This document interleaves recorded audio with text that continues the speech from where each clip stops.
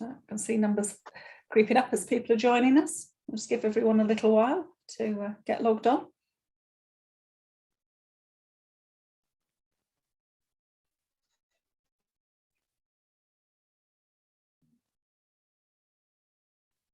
That's good uptake.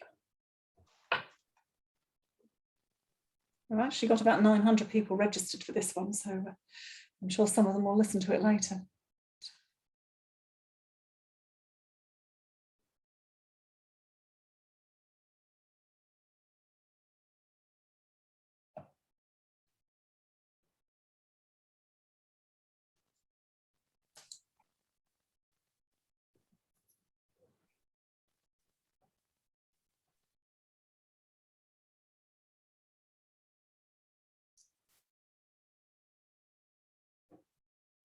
So welcome everybody. Just letting a few more people join us before we make a start. Numbers are ticking up nicely. That's great to see so many people taking their lunch hour to join us for this update. Oh, I can see people coming through from a range of different places. The chat button's fine for saying hi to everybody, that's great, but we will disable it for the questions. We're actually wanting the questions to come through via the Q&A button, not the chat button.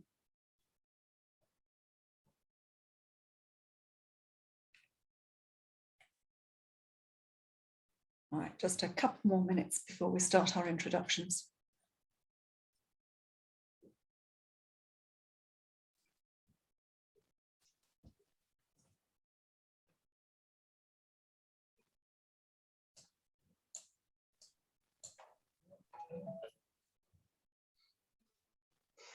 Right, I think 200's a good number to start our introductions on, and it's a couple of minutes past 1. I know time is tight for everyone. So kia ora, koutou katoa.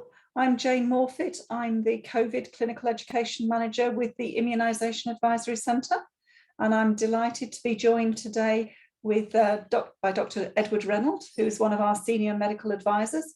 He's also a researcher and a GP, and as if that wasn't enough, he's been seconded to the Ministry to help with the COVID vaccine programme as well. And helping behind the scenes with questions is Catherine Tobin, who's one of our education facilitators for the COVID programme, and Olivia Haslam, who's one of the regional advisors with the COVID programme. So kia ora, everybody. So because it's a webinar, you can see us, but we can't see you. So if you want to ask questions, please use the Q&A button on the panel below your screen.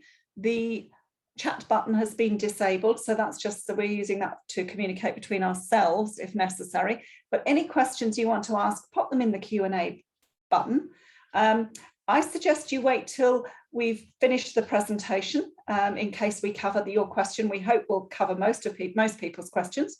The layout today will be Edwin's going to talk about the science behind the recommendations and who's eligible for vaccinations.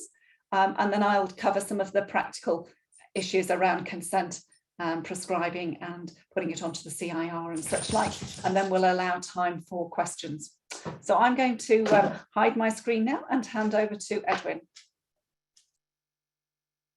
Yeah, kia ora koutou, it's Edwin, yeah. So let's get started. And I'll know everyone who's saying, who's been in immunisation for years, he's got that chapter 4 definitions out again, but I just thought we'd just quickly go through this as quickly as we can, just go through the definitions that we really need to be sure of as we're going through so that we can communicate about this. So immunocompetent, a broad term referring to the normal immune systems. Immunocompromised, a broad term referring to altered immune systems. So those can be up or down too. So that's where we get immune modulation. So that can go up as well as down when you're playing with the immune system. And then you can also get immunostimulants. So they just push the immune response up. And then most of our medications that we'll probably be talking about today, immunosuppressions. So they're immunosuppressants, and that's a lot of the cancer chemotherapies and some of the immunotherapies as well. And then there's diseases. There's diseases which are immunodeficiency. So just keep those in mind as we're going. Can we have the next slide there, please, Jane? Yeah, so let's talk about the severely immunocompromised. So let's just, by way of introduction, if these are the people that have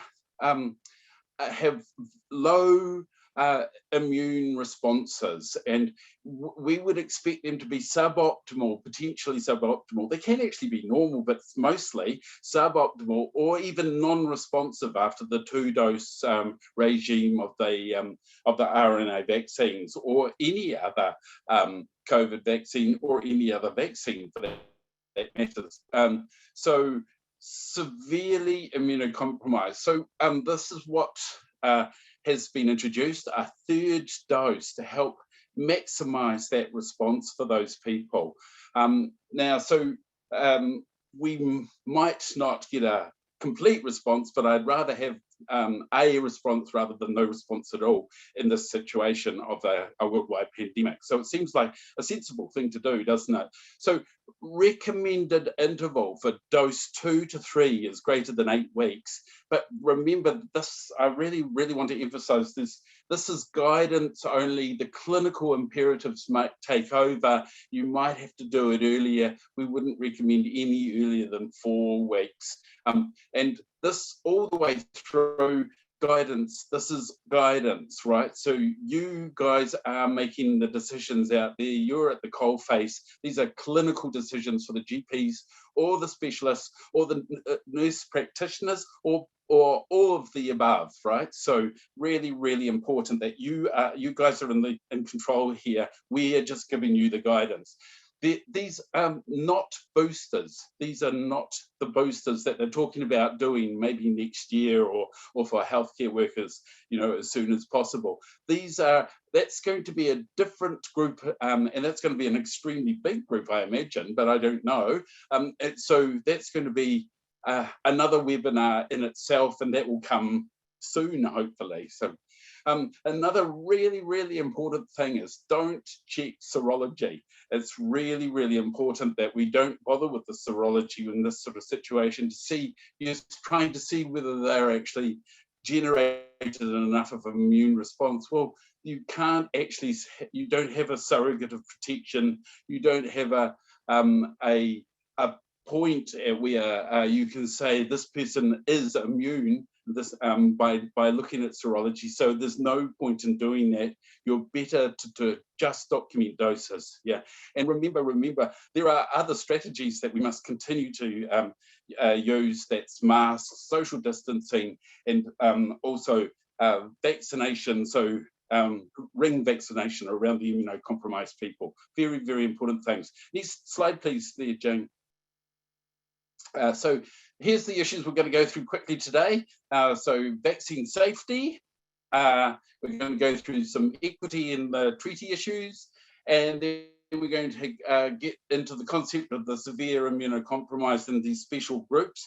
And just a reminder, this isn't like group 3 of the rollout. This is a very, very defined subgroup, which you'll find is involved with the lots and lots of specialties and lots of super specialties in the hospital systems. So these are people who have kind of very, really specific medical needs. And we'll just go quickly through some of the immunology, some very, very defined immunology, because it's so complicated. So next slide, please, Jane. So here's where we go. We'll just whip for safety. These RNA vaccines, amazing. The only issue really is the fact that they've got, if you've got a history of anaphylaxis to any component or previous dose of Pfizer, then that's your reason not to have this vaccine. You probably have another vaccine soon, but at least this is the only contraindication as it stands. And also, we're not immunising the under 12. So that's that's from the safety aspect. But if you're going to give a person under 30 a third dose, you've got to consider all the other potential severe APHEs. And I've just sort of put in brackets, don't forget the myocarditis possibility in these sorts of situations. Really, really important that you've actually evaluated the risk and the benefit. So third dose APHEs, from the literature, it seems like the people who are getting their third dose are having their side effects, but at the same rate it is for dose 2. So, and most of those, the vast majority of those are quite mild, you know, sore arms, bit of fatigue, a little bit of a fever maybe, and actually I think I had a little bit of tiredness after my second dose anyway, but these are the same sort of things happening for the third. If we can go to the next slide, please, Jane. So just quickly going through a really, really important thing about equity here and the treaty. It can be, this group actually has been historically really hard to reach, you know, so they're very, they're in specific parts of the hospital system, but they're over a broad range of specialties, and they can often fall between the GP and the specialties and sort of in between, you know, so we often drop the ball because of that. So really important that we keep the equity issues really, really top and center. Next slide, Jane, please. So let's just focus down a little bit on what this group actually is. So you can see from here, you must be sick of seeing this now. Here's the vaccine rollout. We're almost through it. Isn't this amazing? Yeah, so you can see that group 3 there. I wonder if I can, yes, here's group 3. Right in that slide, and you can see that 1.7 million of odd people estimated to be in that group 3. Well, this is a small subsection of that group 3. So can we have the next slide, please, Jane? So that group 3 was at high risk of an increased risk of severe disease, and here's a large percentage of those here in this slide here. But the ones marked in yellow are the ones that we're talking about today. So it's so when I've put cancer, this is ones who are being treated for their cancer, and a few hematological, practically all hematological conditions. So hematological conditions and treatments of various cancers, and these immunocompromised states. So that can be people who are immunodeficient as well as immunosuppressed. All the rest, except possibly a little bit to do with the kidneys, but we'll go into that a bit later on as well, people who are susceptible to severe disease, but they all basically have quite normal immune systems. So if we can have the next slide there, please, Jane. Yeah, so this is what we used to do before COVID. Gosh, it feels like an eternity ago. So the adult special immunization groups, these are all in chapter 4 of the handbook, and we've got them all marked in the IMAC website as well. So Karen Batty, who spent quite a few years with IMAC, she did an awful lot of these tables that are all there for these subgroups who are noted to be very, very the group within the groups that we're currently very interested in. So let's start. So let's work our way down. We've got the asplenics, but just the top of the list, I should have put that at the bottom. They are actually not considered severe immunocompromised, so they haven't been put on that list. So the HIV infection, they have been put on, but it's only if they're not well controlled or their disease is not suppressed.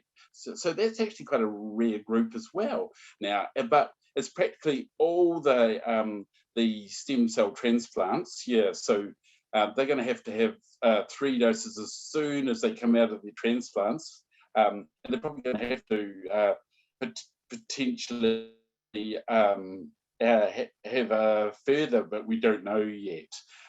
So then we've got all the organ transplants, the solid organ transplant groups. They're all on the immune suppressants.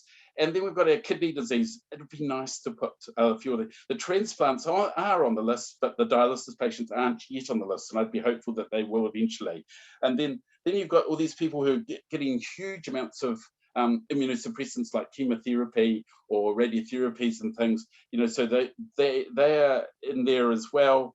And then you've got this massive group which goes across the rheumatologists, right across the gastroenterologists, right across the you name it nowadays, dermatologists, ophthalmologists, they who are all on these really amazing new DMARDs, the biologic medications, and those are the ones that have been can have variable amounts of immunosuppressive activity.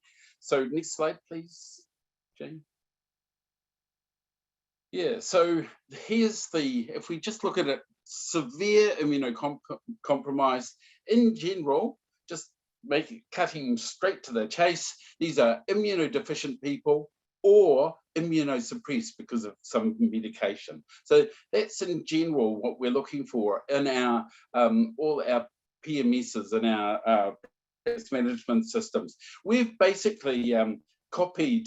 There's nothing wrong with plagiarism, let me assure you, that we've copied the Joint Committee, so from UK, their recommendations. And I see there's also now revised versions coming out of Australia, which are even better as well. Do have a look at the Australian ATAGI revised list as well. So that's basically where we're heading as well, I think. Next slide, please. So this is teamwork. This is teamwork. This is good old-fashioned medicine.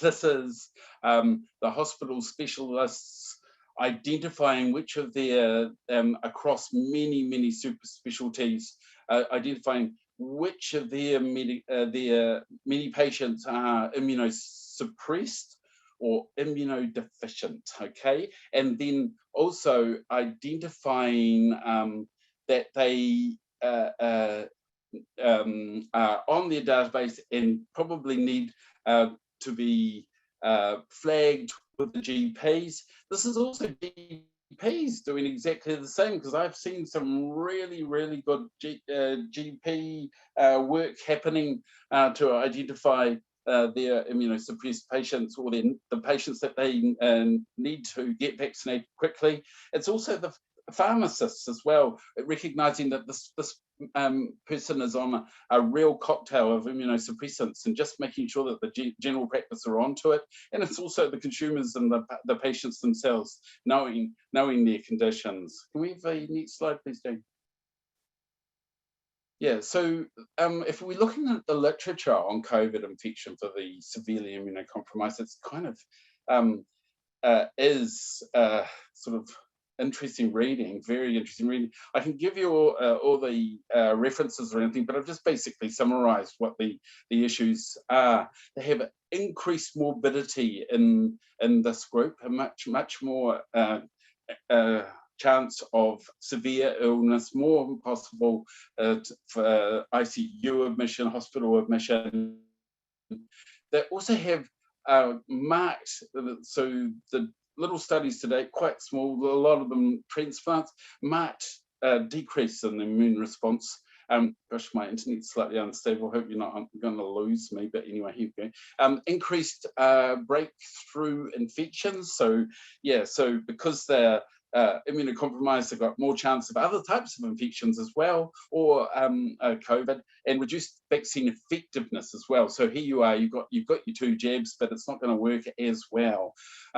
We're just basically, by giving the dose 3, trying to maximize this protection.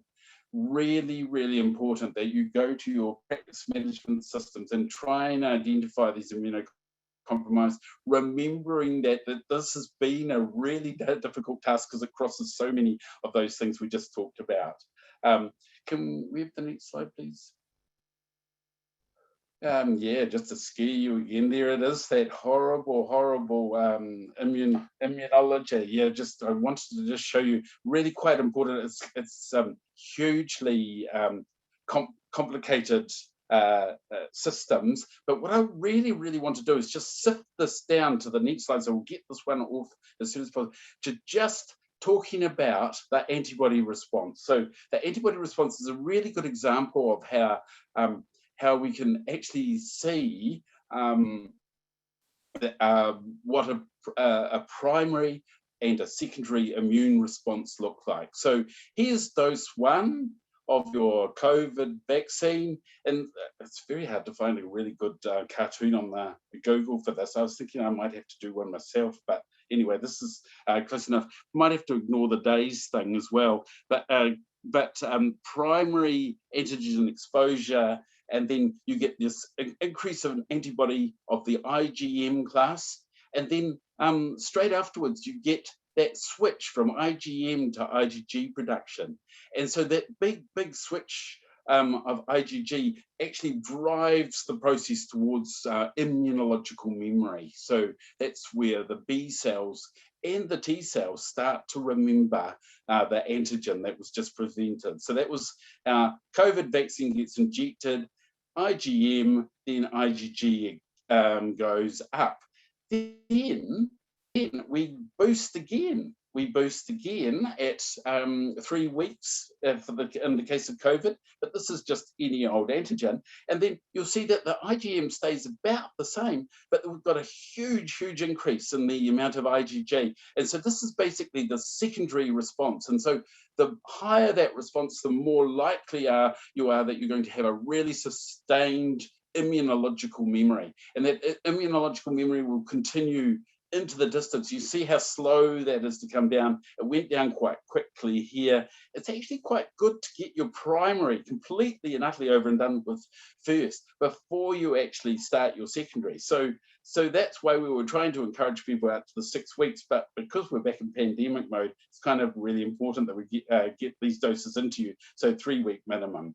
So here we go. So this is a primary response. So a primary response and a secondary response. Can I just go to the next slide, please, Jane? Yeah, so the reasons we're about to give the third dose is potentially because of this very reason. So here we got the immunocompetent, they dose 1, and they get their primary response, and then they get their dose 2, and they have their secondary response and come out with really good, solid immunological memory, ready for action for when COVID might hit. And then however, the immunocompromised, they have their primary response, just like the IgM and the IgG, but then those 2 might be another primary. So another IgM, it just didn't push towards the secondary immune response. So the whole point of adding the dose 3 is to create a prime, and then a secondary. This won't always work, but it's well worth a try. And so that's basically what's happening is we're doing a prime, secondary. Prime, secondary, and but it won't always work. We might just get a prime, but a prime's better than nothing at all. So next slide, please. I hope that makes sense. So here we are.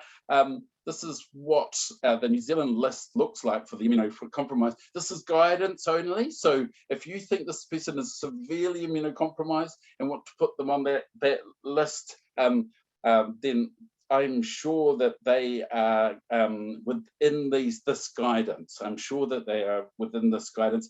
So I'm not going to read this out. So what I've done is I've just separated all the little groups out in the next couple of slides. So next slide, please. Yeah. So here's the sort of groups we're looking for. So the active hematological malignancy. And then the non-hematological malignancy with current active treatments. So these are the chemotherapies, radiotherapies, all these hormone therapies. But excluding those, so I've had a few questions about this already, excluding those immune checkpoint inhibitors, because they're actually immune stimulants or immune modulators, not actually immune suppressants. Yeah. Then you've got the solid organ transplants with all their immunosuppressive therapies, and you've also got the hematopoietic stem cell transplant recipients as well. Yeah, so all of these will need to have their dose 3s. And beyond 2 years, we're leaving it up to the specialist, but essentially a dose 3 might be recommended. It depends on their immunosuppressive cocktail that they're on at the moment. Yeah. Can I have the next slide, please? Just to continue, this gets weird, sorry about this thing. Here you go. So immunosuppressive therapies. So anyone who's on really high doses of corticosteroids. So we've got all sorts of combinations, permutations that might be happening there. A really important point is a lot of these patients are on, or consumers are on, multiple immunosuppressants. So they're on a cocktail. So that is a cumulative effect. So we should really be thinking about that. If that is happening, then they should really be considered for the dose 3.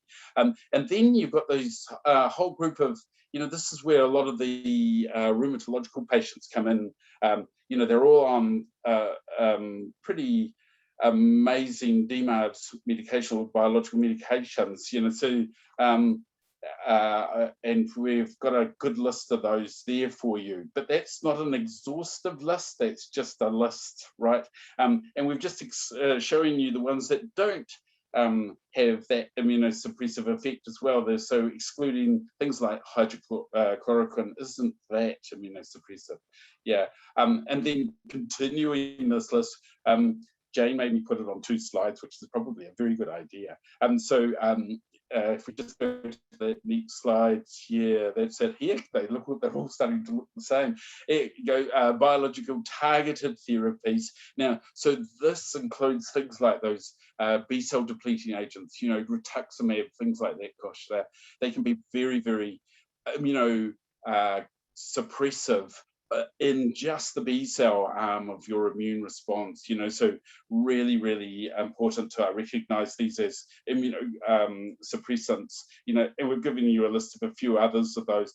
The specialist should know what they've put them on. So if you're unsure, ring the specialist, get in touch with the specialist, but essentially, or contact us at IMAC. So we try to help a little bit here as much as we can. So excluding the agents, I said the immune checkpoint inhibitors, but I've just listed a few other things like the anti-TNF-alphas. These aren't that immunosuppressive, so they don't need to be considered for their 3rd dose. And in fact, in these groups here, you'd be worried about a 3rd dose too early, so you want them to be considered for booster doses next year, maybe, not a dose 3. So next slide, please. And this just continues here. Next slide. Yep, there is the other groups that are within that immunocompromised category, the primary immunodeficiencies. We're giving you lists of things there, but that's not a comprehensive list. And also the advanced or untreated HIVs. We're kind of hoping to get the long-term hemodialysis and peritoneal dialysis onto this list as well, but watch this space. I think that's me. Let's just get this back to Jane, and she can help you with the practical issues.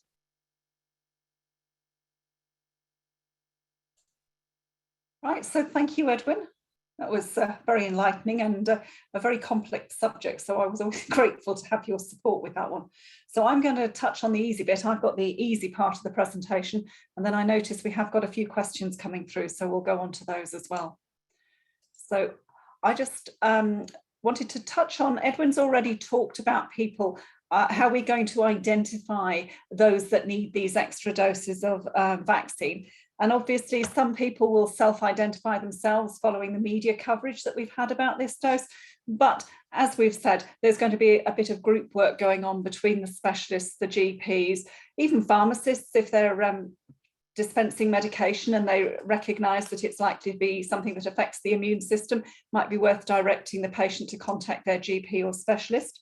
And some people can be triaged by phone by the practice nurse. It may be, I suspect, that some people feel they're immunosuppressed but don't meet these fairly strict criteria that we're talking about here. So at the moment, because the third dose hasn't been approved by MedSafe, we believe they're looking at it middle of this month. And until it's formally approved, we do need to have a prescription and a written consent form completed, which does make the process a little bit more complicated. So that means that patients will need to make a GP's appointment, and that appointment will be free of charge. There's a way for the GPs to claim the money back on that. So an appointment's made, eligibility is checked, consent's completed, so explaining to the patient that at the moment it's not recommended through MedSafe, but obviously it's a following process of a lot of other countries abroad, and there's a lot of evidence to support it. Once they've got their prescription, they can either, and their consent form's been signed, they can either have the vaccination there and then with the GP practice, assuming that they're giving vaccinations, or if necessary, they'll need to move to a different vaccination site, or if they choose to. So at the moment, until it's approved, it does need to have a written consent form, and the ministry have updated this consent form specifically for the third dose. You'll notice there's a couple of things about this form that I'll just go through. And to access it, if you haven't already seen it, you can either get it if you're a GP from Health Pathways, or at the vaccination centres via the CBIP collateral drop box. Or if that doesn't make a lot of sense to you, you can go on our website, and our fact sheet about third doses, I've included a link so you can print it off from there as well. Now, on page 1, there's the section that needs to be completed. So obviously the patient's details get completed, but there's this actual section on third primary dose. So just to make sure you're not using the old consent forms, because they hadn't got this third primary dose on there. And then the medical prescriber needs to be signing here as well and producing a prescription to go alongside it.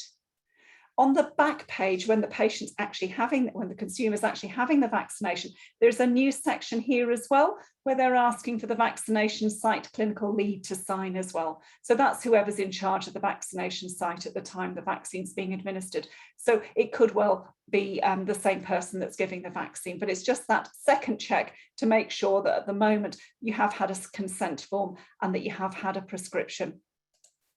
So then the last bit of the practical stuff is, how do you log this onto the CIR? And you'll be pleased to know that in the last couple of days, CIR has been updated to allow you now to log third doses and record a reason. So basically you open the consumer profile, you select the immunization case, then select vaccination type. So you'll be looking at the additional replacement doses now, and you can log a reason. So obviously with these patients, we're logging immunocompromised. But there is also an option there for an error, for example, an expired vaccine dose or for some other reason. And then you log your vaccine status. So if it's a scheduled vaccine, i.e. another dose is still due, or with these ones, it'll be a completed schedule because this will be the third dose then completed. Right. And then just a couple of things before I lead on to your questions for everyone. These webinars are always recorded and will go live onto our website within a day or so, so free for anybody to access and listen to.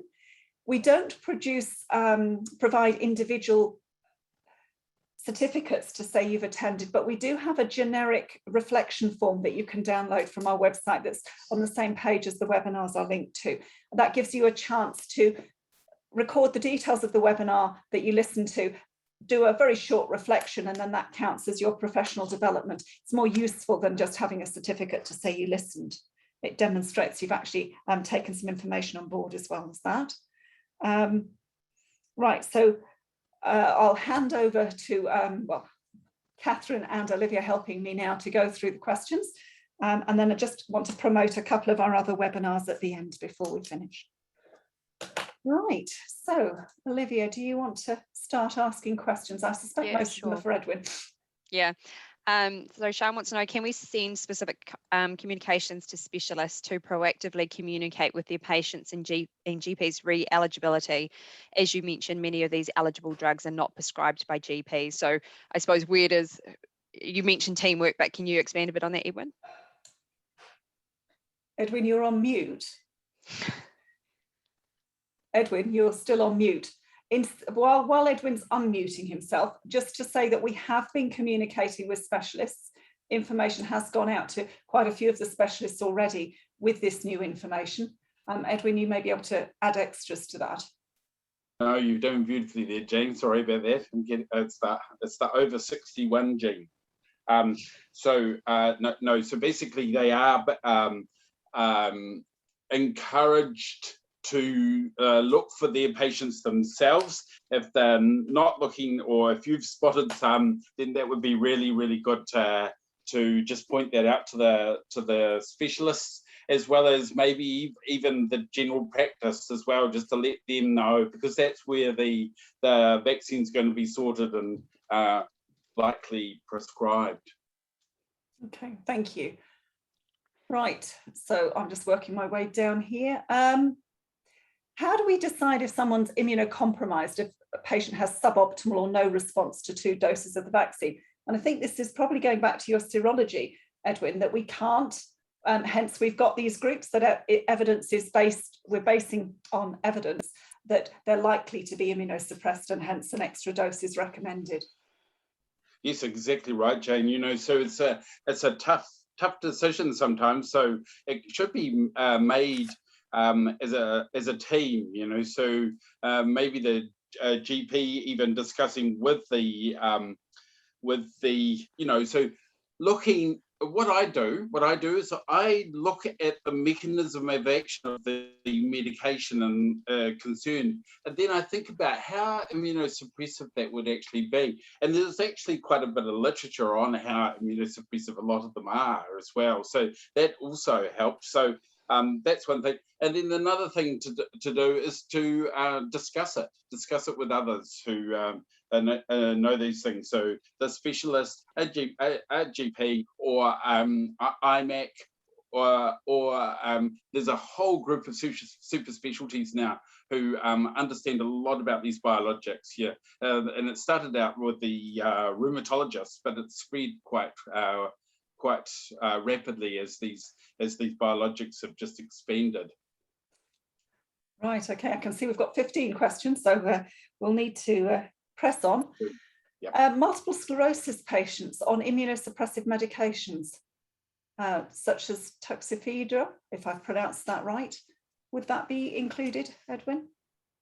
Yeah. So the thing about the multiple sclerosis patients is they've got very, very immunocompromised central nervous systems, but they haven't got very heavily compromised systems outside their central nervous system. So their immune system's actually kind of quite normal outside. Yeah, I guess it's risk benefit as well. I would actually be considering them for a dose 3, and it would be good. You know, there's a really good example of ones that you might actually just give the specialist a call and say, do you recommend that or not? But from a first principle point of view, no, they're still going to generate a good immune response in their bloodstream and the lymphatics. Okay, thank you. So here's one that I suspect I'm going to have to try and answer, which is, are nurse prescribers, authorised prescribers, able to prescribe 3rd doses, or just doctors? Now, if it's within the scope of your normal practice to prescribe vaccinations, then I think you can. I don't think that there's any particular reason why this wouldn't be, if that's your normal scope of practice. But if anybody else has got anything to add to that. No, I'd imagine it'd be fine as long as it's in normal scope. Okay. Just to add on to that question as well, another nurse practitioner asked, can they be the person to sign the consent form with the patient rather than the GP? If they're prescribing, then yes, definitely. And just another thing, notice there that some patients are turning up to vaccination centres with perhaps a prescription but no consent form. What to do in those situations, and also turning up with prior knowledge about the timing of the 8 weeks between dose 2 and dose 3. Okay, so there's a couple of practical things there. Personally, I think if they've got a prescription from the doctor to say that the vaccine's required, then I would think the consent form could be signed by the person that's giving the vaccine, because they can run through the extra risks, the fact that it's not actually licensed at the moment in that capacity, but likely to be in the near future. So I think they could still have informed consent there, and it needs to be documented informed consent. That's what the consent form's for. The fact that you definitely need the prescription to go alongside it at the moment, but hopefully this won't be for too long. There was a second bit to that, Catherine, and I've forgotten it, sorry. It was the timing, the 8 weeks. So some people are turning up prior to the 8 weeks because perhaps the GP wasn't aware. And, there's some questions coming in about where can GPs find the information about the criteria and the consent form and so forth. Okay, so on our website, to answer where can people find the information, on our website under third doses, we've done a fact sheet with links to all the resources, information on things like how to log it on CIR, where to get your consent form from. The guidance will all be clearly in the immunisation handbook, but we're just waiting for that final sign off on the update. And until then, we've got that information on our website so people can access it there. And we've done it as a fact sheet so you can download it. As far as the spacing is concerned, part of this is what this webinar is about, to encourage people to remember that 8 weeks is the ideal spacing or minimum spacing. Of course, if somebody's about to start chemotherapy treatment or something like that, there may be reasons why it would make sense for them to have the doses slightly closer together with a minimum of 4 weeks.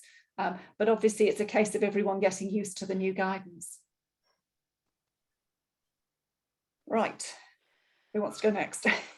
Yeah, I'm getting a bunch of questions regarding how would a vaccinator know what a nurse prescriber's scope of practice is. And I think if the patient's turned up with a prescription, a signed prescription or an e-script, to answer the other question, and the signed consent form, that's their due diligence. I don't think you as a vaccinator need to go and confirm a medical practitioner is on the schedule, not just the same. You don't have to check a nurse practitioner that's within their scope. That's all an audit trail. So if there is something down the line that a nurse prescriber is acting out of scope, that's not your responsibility. You've been presented with a script, a signed consent form. That's your requirement to follow through. Right, so we'll keep going with the questions. Can you confirm, Edwin, that a methotrexate at a dose of 20 milligrams weekly does not qualify for a third dose? Because I suppose it's quite a common, and I think that's the cutoff, isn't it? The methotrexate dose. I think it is, yeah. But a lot of people on methotrexate are on other things as well, so that would tip the balance.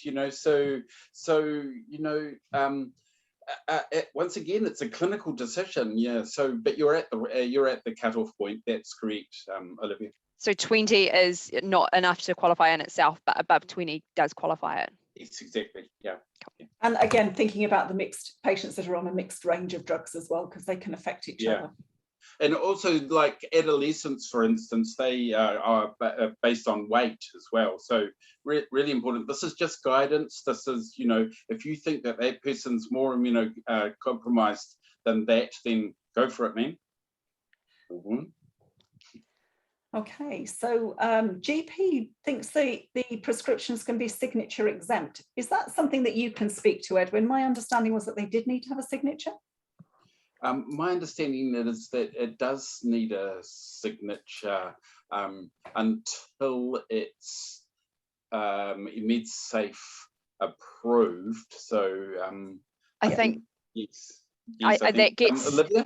Yeah. So e-scripts with the barcode need to be scanned at the pharmacy in order to complete that transaction. So if you're at a vaccination site, you don't have that capability. So if I was a GP, just sign them, just a written one, and then it can be taken anywhere. If you're dealing with barcodes, they can only take it to a pharmacy where they can download that and the trail's followed. Or if your practice is delivering the vaccine yourself and you're happy with that system within your practice, I think you still need to download the barcode, and then on there the third consent form, they've got to sign that anyway. So you're already signing documentation. Just Good point. make it easier for the patient to go wherever they're suitable for them. Thanks, Olivia. Yeah. Louise wants to know, what is the difference between dose 3 and the booster vaccine? Yeah, so dose 3 is given around the 8-week to a little bit later mark after dose 2. The booster vaccines are going to be given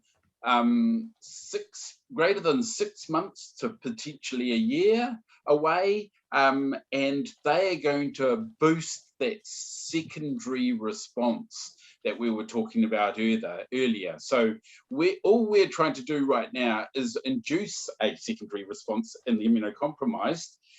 What we're going to do in the future is boost the secondary response that's already there, so that it makes it a much more sustained and long-lasting response. That is another webinar, and that is another decision. Okay, so somebody's asking for an exhaustive list of eligible medications. We do have more detailed information on our website, but I don't know that there is an exhaustive list that I'm aware of in one place. No, there's no list like that. Yeah. Yeah, because it also depends a lot of people on cocktails of medications as well. There is one at our website, there's diseases and medications for live vaccines, which may be contraindicated, and that's usually because of an immunosuppressive reason. Yeah. But that's a list that I use from time to time, if that's any help. Yeah, and that's quite an exhaustive list. Yeah. But they go out of date really quickly as well, because there's so many new ones. That list is on immune.org, on the sort of core of our website, not the COVID section. So yeah, good point. Thank you, Edwin. Yeah. Where can we get more information about the CIR changes? CIR informed me that they are doing sessions for all the super users to cascade down, but I am putting links on our website which should be available by the end of the day as far as the new 3rd dose information is concerned. And our COVID toolkit is due out next week, and we'll put all the links in there for the new information. There's also information on how to log vaccines from overseas as well. That's been updated too. So those bits we'll get out to you just as soon as we can. So Edwin, can you please elaborate on hemodialysis and peritoneal dialysis, please? Can I, what's sorry, Olivia? Elaborate on those hemodialysis. Yeah. Oh, yeah. I mean, it would be really nice. I mean, that group has always been considered a special immunisation group, but it sort of wasn't considered on the original list from the UK and Australia. I notice, and in New Zealand for that reason. But they've always, so hemodilution is the effect that it actually takes out quite a bit of antibody, but you've still got an immune response, which is usually not normal. It's just you've taken it off. And so there is a good reason for having a dose 3 in this group there. So hopefully that will go through CVTAG and some in the near future. Yeah, because it'd be nice to put those people on the list as well. I have a question here from Fiona. Is there a definition of fully vaccinated in regards to the 2 or 3 vaccines if the individual also has a medical condition meeting the criteria for a 3rd vaccine? This would be in relation to the mandate, so proving fully vaccinated 2 or 3 doses. That's a really good question. Yeah, but I don't think the system's that sophisticated. I think it's 2 doses count. I think they're saying 7 days after the completion of the 2nd dose. So these will be for the patient's individual benefit, not for whether or not they get a vaccine passport or whatever. Another question here for Edwin from Linda. So those of us who have had a 2nd immunization at 3-week interval, it looks like that we would not have finished our primary response. So how does that affect our secondary response? Oh gosh, another really good question. Basically, that's so we're in pandemic mode, and so what we're doing is we're having our immune response, and then at day 21 we're not quite completed, and then we're boosting it again. Yeah, so but that's us trying to get the vaccines into people as soon as possible, basically. So I'll just go on mute. So what I would say there is also that we are basing that on the original Pfizer trials were done at 21 days. So we know that it does work. What we are also seeing is maybe a longer spacing might give us longer protection, and it's something that we'll look at in the future.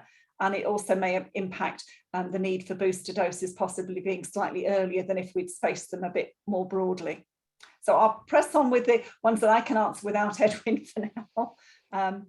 So we've talked about prescriptions already. We'll keep the drug ones for Edwin when he comes back. We've talked about people turning up at clinics. If you've vaccinated without a consent form, obviously just move on and learn from it.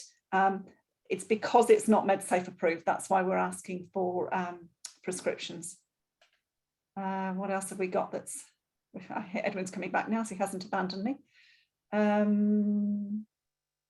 Would it not make sense for those patients who are really only just seeing their specialist to have a consent process done by them and a script issued by the specialist rather than attending the GP? Absolutely. Which is why we're linking them in with the communications, and we've got the fact sheet available so they can easily download the consent form and they don't have to be able to access CVIP or health pathways. That's why I've embedded it on our fact sheet. So yes, certainly more we can get on board to do that, the better. It's easier for the patient, if nothing else. Why on earth would they want an extra visit to the GPs if it's not necessary?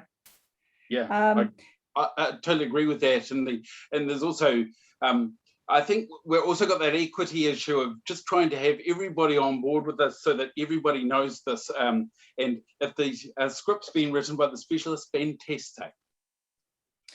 CIR, does the prescription, so do we need to tick a box for prescription and consent, and then does it need to be uploaded? So at the moment, there isn't a box for prescription to be ticked, is my understanding. There is a box now, there is a box to say consent has, written consent has been obtained, and you do need to upload it, is my understanding. And certainly from an audit trail point of view, those consents do need to be saved if they're for a special reason such as this, and the consent as well. So on our website, in our fact sheet, I have also linked how to upload in case it's not something that you've had much experience with, because luckily we don't need to do it too often anymore. It leads on to this question here, Jane. So at a pharmacy, this RN is a vaccinator. Does the vaccinator need to see the letter and consent? Yes. Yeah, so before you vaccinate the third dose, you need to see that written consent yourself, and then that needs to be uploaded into the CIR. Once MedSafe's approved it and it's been accepted as routine practice for people in this group, it will become part of the schedule for the COVID vaccine programme, and then we won't need the consent forms and we won't need the prescriptions. But for the moment, this is the way it is. So the senior vaccinator, sorry, would a senior vaccinator be best to sign the consent form at the vaccination unit? So the consent form should be signed when the prescription's issued. That's the page 1. And on the back page, there is that section that needs to be signed by the senior person at the vaccination site. Yeah, Olivia's holding it up there, thank you. So at the bottom, that senior lead person would need to sign it. And that's just to make sure that any patient that's got having a third dose, it's outside the recommendations at the minute, the MedSafe rules at the minute. So we need to make sure we are following the recommendations from the ministry, i.e. consent form and prescription. So some drug questions for you, Edwin. So your last slide, you said anti-TNFA drugs didn't result in significant immunosuppression. So is a third dose not required for those? That's correct. Yep. Okay. Yep. So if there's no significant immunosuppression, don't do it.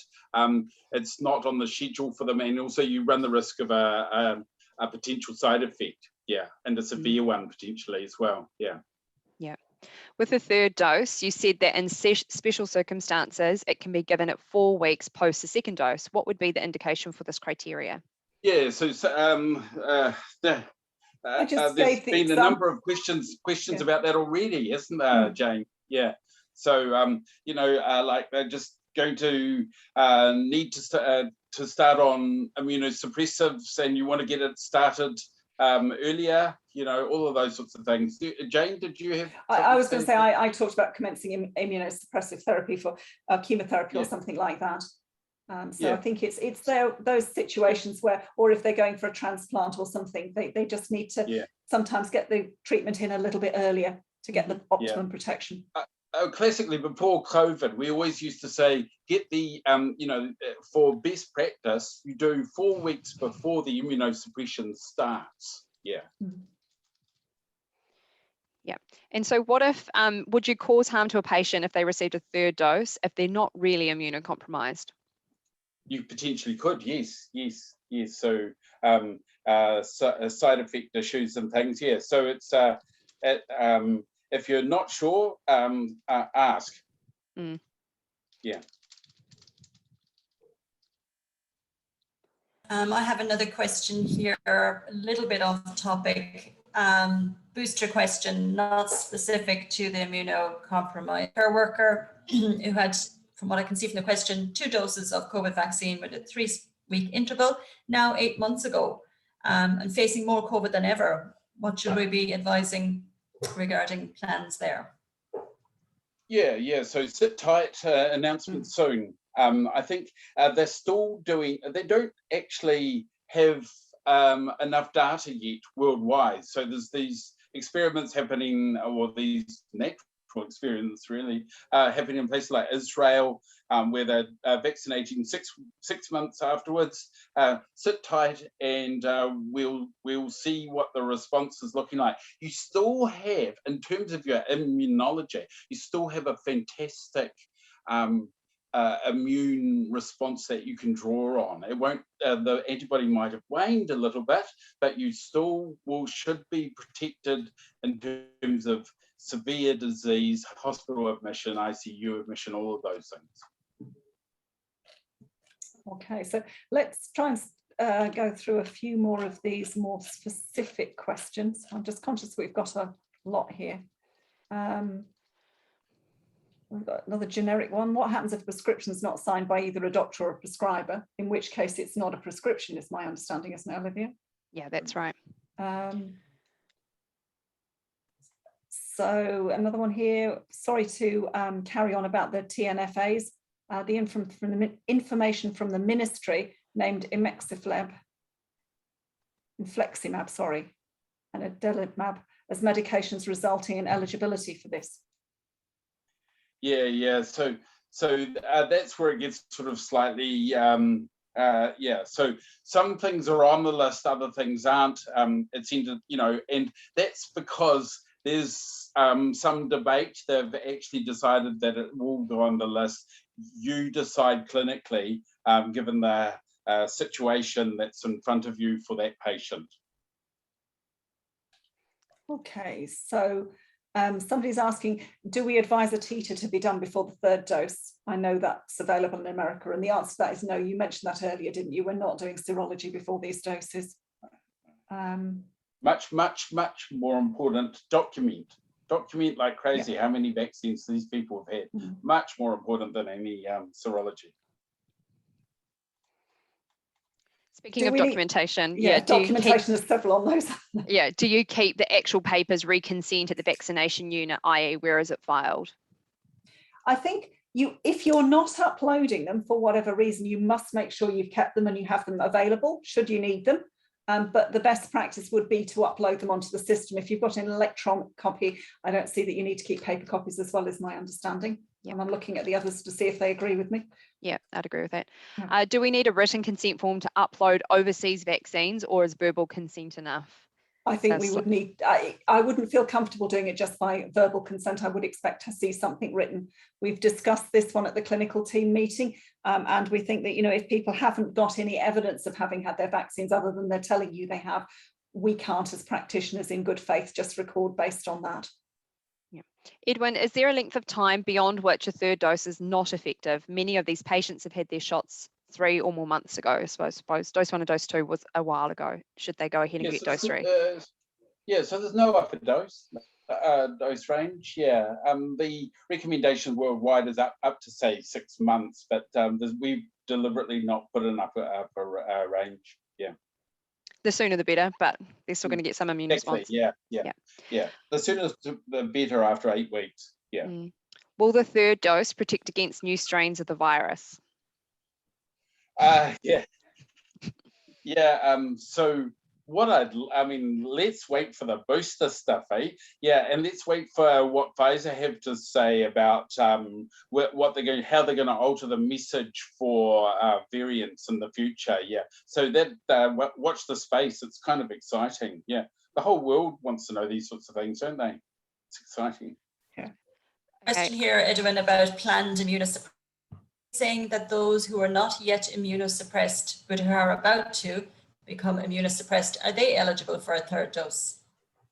Well, not if they've got normal immune systems and they've had their 2 doses while their immune system was normal. Yeah, so that's actually means that they have actually generated really good memory already. Yeah, so what we're going to have to go into is a period where they might need to be boosted. Yeah, so that's a booster dose, not a dose 3. Yeah. Or I think when we were talking about when you might bring the spacing together, if somebody was already on chemotherapy or was having a pause and then was restarting or something like that, that's where we were saying that might be it, because of the because of that therapy, you might need to have slightly different spacing. We've talked about that one. I think we're nearly there. The rituximab, you've done that one? So if a patient had 2 doses of rituximab and is due for another one in 6 months, when should the third dose be timed? Well, timed as soon as possible after, but before that, probably before that next dose, but you want to be considering your 8-week option as well. So, yeah. Does that answer? Specialist advice, individual. Yes, exactly. So, but I think it's also you can work it out. You can work out when they're going to be the least immune compromised. So they have their dose, and then it wanes a little bit, then a little, and then after that waning period, that could of the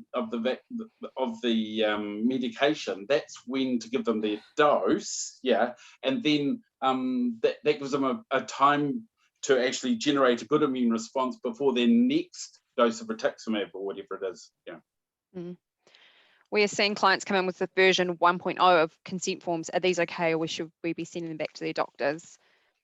You all know now it's got to be the one with it's version 21st of October. It looks a little bit different. There's quite a few more signature boxes, and the prescriber needs to do the consent form and the signed consent form. Having said that, I would suggest that sites actually print off some of the new forms, so that if you've got a signed consent form from the doctor that's clearly specifying third dose for immunosuppression or wording to that effect on there, you could maybe staple the 2 together. So at least you've got the part on the back around third dose, and you've got the bit signed off by the supervisor. So you've got the important sections covered. It does seem mean to send the patient all the way back to the GP unless it's just around the corner or something.